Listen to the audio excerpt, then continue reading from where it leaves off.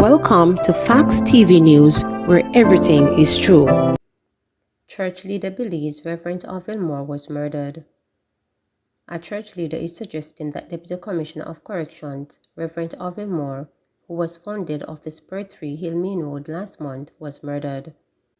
Bishop Dr. Alvin Bailey, head of the Holiness Christian Church of Jamaica and a prominent leader of various church fraternities on the island, made the suggestion while officiating at the funeral service for Moore on Saturday at the Black River Independent Baptist Church in St. Elizabeth.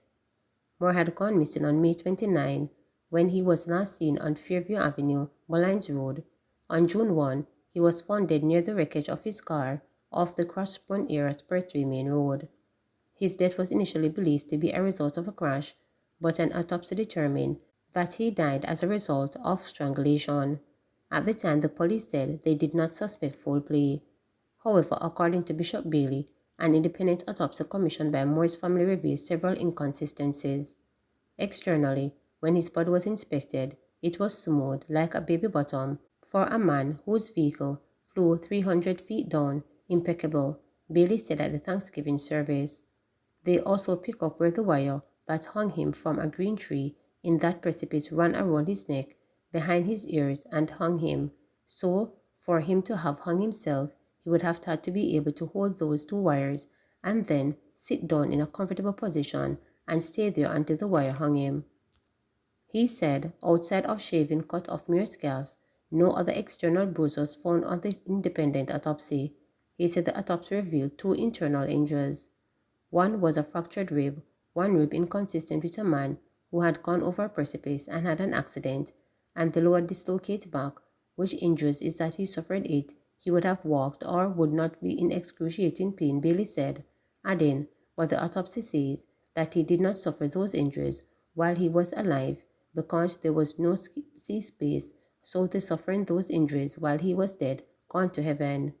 He said the inconsistencies have led many people to question whether Moore was murdered. So the question is being asked where the instructions came from for the assassination of Reverend Moore, and the question says, did it come from within the correctional institution prison? Bailey said. Is it true that instructions are being given from prison from Manfred Outer Road? I don't know, the clergyman stated. Bailey also questioned what he said was the seemingly haste of the police to close the investigation and the relative silence of the Department of Correctional Services. Donovan Mitchell to rep PNP in Manchester Central. Mayor of Mandeville Donovan Mitchell will represent the People's National Party PNP as a candidate for Central Manchester in the next general elections.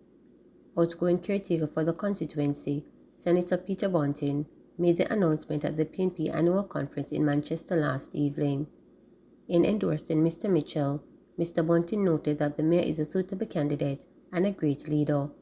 In April this year, Senator Bunting announced that he would not be seeking re-election in the next general election. This valedictory address is a bittersweet moment as I close my tenure as chairman of the constituency executive of Central Manchester after 16 remarkable years, 13 of those as MP, serving this constituency. As I step down from my role as chairman, I have complete confidence in passing the baton to the capable hands of Comrade Donovan Mitchell, who will be the next member of parliament and lead the constituency into the future. I have said it before and I will say it here again. Comrade Mitchell is one of the most talented politicians that I have met at any level across the entire Caribbean. Under his leadership, Central Manchester will flourish, guided by the principles of service, integrity, and progress. UWI ordered to pay millions to former student for injury suffered from fall. The University of the West Indies has been ordered to pay $6.8 million in damages for negligence to former law student Michelle Teresa Lee, who slipped and fell on a wet surface on campus in 2011.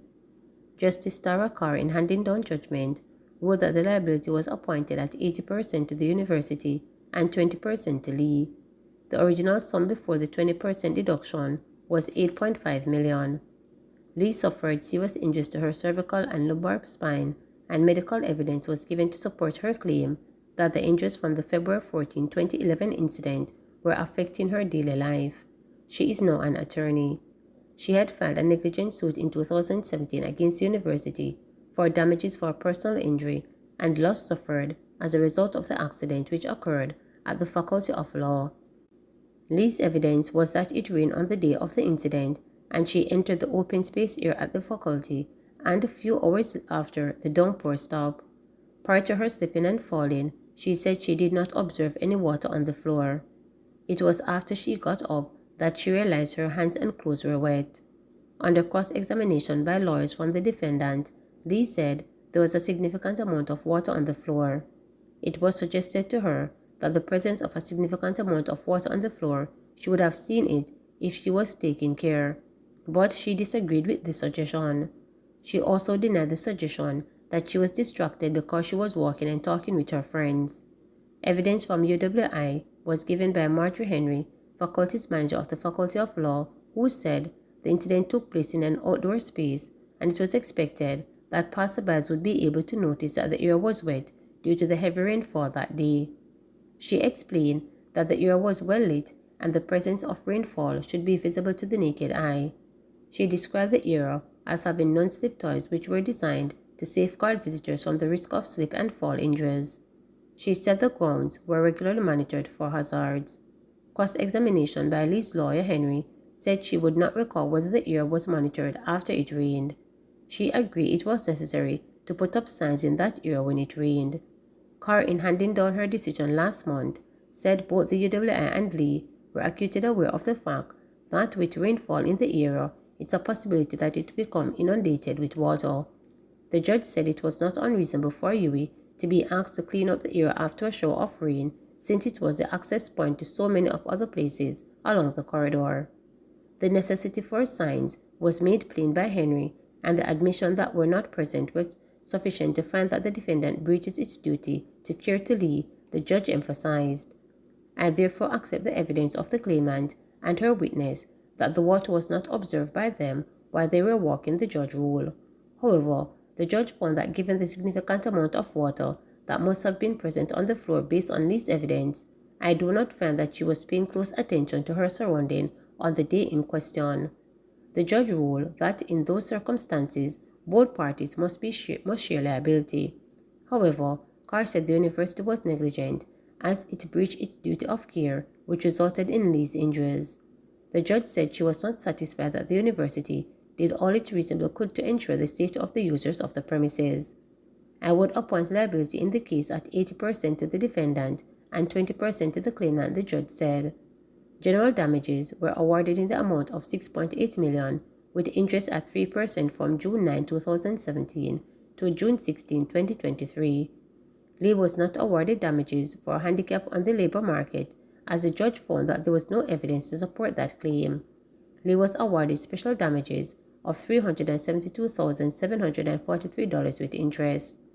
UWI was ordered to pay 80% of Lee's legal fee, while the former student will cover 20% of the university's cost. Attorney at law Christine Hudson and Shaw, instructed by Kay Nita and company, represented Lee. The university was represented by attorneys at law Matthew Royal and Emmanuel Williams, instructed by Maris Fletcher and Garden. Please remember to subscribe, like, share,